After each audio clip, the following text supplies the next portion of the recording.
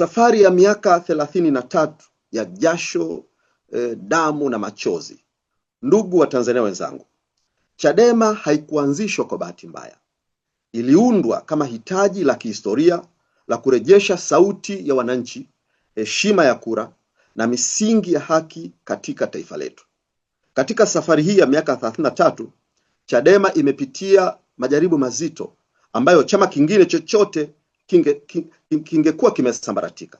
Tumelipa gharama kubwa kwa mapambano haya ya kidemokrasia.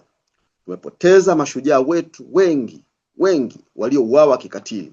Tungeweza na tunaweza kuwataja wengi ndugu zetu ambao waliuawa kikatili. Alphonse Mawazo tunamkumbuka, Ali Kibao na wengine wengi ambao ni sehemu ya watu ambao walipambana na waliuawa kikatili na mifumo haramu yenye ukatili.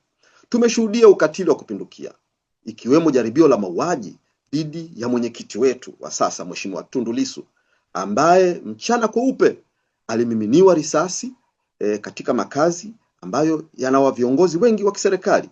Mauaji ya kutisha wakati wa uchaguzi mkuu uliopita wa Oktoba 29, tarehe ambayo ilidhihirisha mbele ya Watanzania kwamba lilikuwa ni tukio la unajisi lililozaa ubatili, pamoja na mauaji ya Arusha ya Januari 5 mwaka 2011 na maeneo mengine mbalimbali.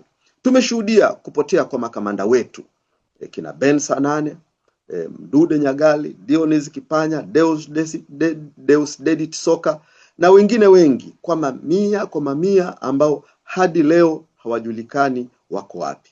Tumekumbana na dhuluma za kisheria, kesi za uongo na matumizi ya vyombo vya dola kwa silaha kama silaha ya kisiasa.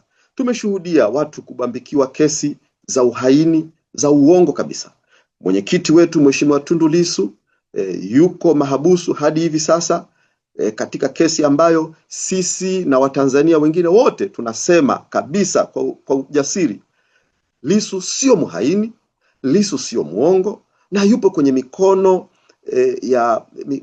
mikono ya watawala kwa kesi ambayo haina uhalali wowote.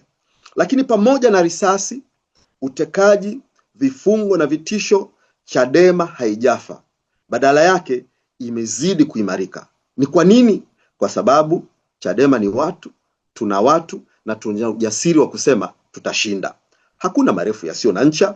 Kwa hivyo iko siku tutashinda.